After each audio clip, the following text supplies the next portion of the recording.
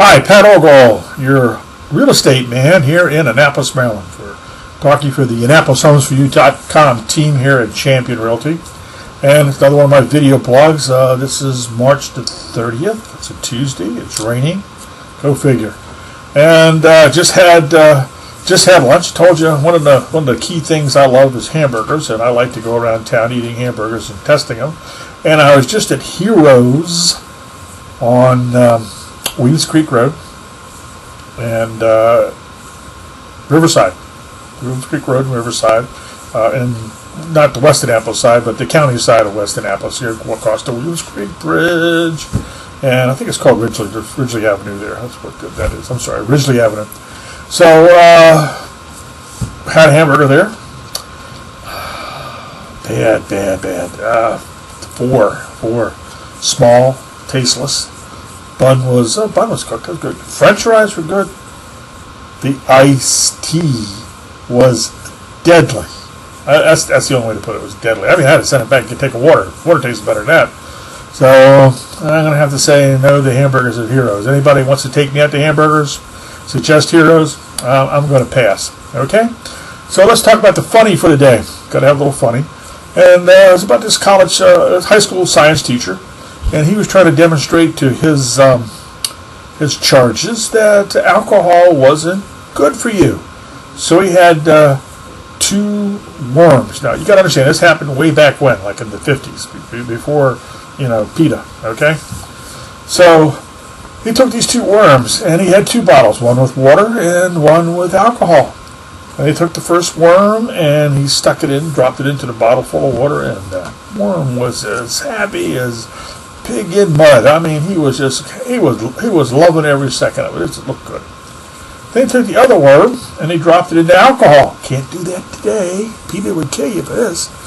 And of course, the alcohol made the poor thing shrivel right up, and he dropped dead down to the bottom of the bottle. Gone was the alligator. I'm sorry about that. So he asked his class, "What does this tell us? This demonstration, this experiment?" So little Johnny, and there's always little Johnny in the back of the class, kind of back there where I used to sit. He raises his hand, and the teacher says, "What does it tell us, Johnny?" And Johnny says, "The experiment explicitly shows, beyond a shadow of a doubt, that if you drink alcohol, you'll never have worms." Laugh track here. Okay, so with that in mind, we got to pay the bills, so we got to talk a little real estate.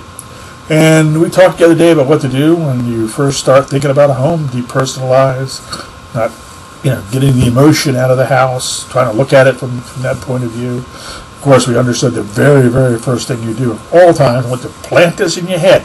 I want it deep inside the mental brain here. The first thing you do, call me. 410-224-0660. But now let's think. What else we got to do? Well, first of all, we've depersonalized. Next thing we got to declutter, defrag, remove all the junk that you have accumulated over the years. There's a law, I don't know, we call it Pat's law, I don't know, we call it what a law you want, that with, given enough space, given enough time, you'll fill it up with junk. I mean, they got a program on TV where these people have so much junk they can't move in the house. I know she who must be obeyed would never permit that in our house, but there are people like that. But if you get enough space and enough time, you're going to have more junk to deal with, and you're going to have to get rid of it. Now, let me be quite clear with you. When I'm showing a house, I've noticed that the first thing the ladies, and they're the ones going to buy the house, I don't care what the guy says, he can pretend he's going to buy it, he can pretend he's in charge, ain't happening. She's in charge.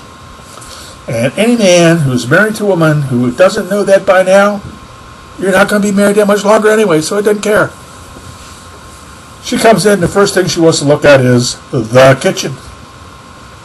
She wants to be able to see what she can fit in there.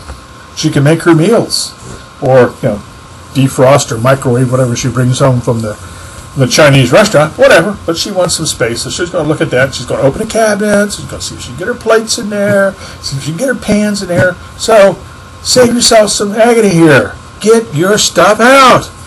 I mean, you're moving. Leave enough stuff in there that you can eat and cook for the next 6 months, and the rest of the stuff, Put in boxes. You're going to have to box them up anyway. Start now. Next thing she's going to do is she's going to look in the closets, because she's leaving her house because there's not enough space in the closets anymore. That's the number one key. When you run out of space in the closets, what do? You get a bigger closet. Okay? But you've got to unclutter it. So take this is summertime. We're coming up on summer. So take all the winter clothes out. Put them in a box, because by the time winter comes, you're going to be in a different house with bigger closets. So get all the winter stuff out. Get all the spring stuff out. Get all the fall stuff out. Just what you need for the next couple of months. That's all you need. Get those closets done. Next thing you want to do after you're done the closets is you want to get to the furniture. Nothing hurts you more than having a bedroom, 11 by 10 or whatever bedroom you have, one of those early 60, 70 houses, and inside that bedroom you got a king-size bed and a dresser that you can fit the entire Marine Corps band's equipment in, and a big, huge mirror and all this stuff. I mean, you got to walk sideways to get around. Get it out of there.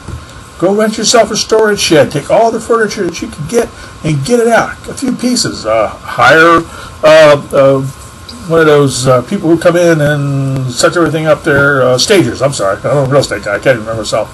Hire one of those stagers to come in. I'll find you one. List of fee. I'll probably pay for it. Get them in there and get your house uncluttered from the furniture. Nothing turns anybody off. They're looking at your house. They want a bigger place, and they go in the master bedroom, and there's no space in there. That's a turnoff. Okay, so you got to do something about the furniture clutter. You got to do something about the kitchen clutter, and then of course there are storage areas. If you have a storage sheds, or you've got storage attic, you got storage in the in the garage. And everybody has a one-car garage. It's nothing more than a storage shed with a door on the outside. But clean it out. Go rent a storage shed. Put the stuff in it. Make your house look attractive. Okay, this is enough for today. I'm Pat Ogle, the real estate guy here in Annapolis, Maryland, for the AnnapolisHomesForYou.com team. That's AnnapolisHomesForYou.com. I'd like to thank you, and for you people at St. John's, AH4Y.com. AH4Y.com. That's for you penny heads. You all have a great day.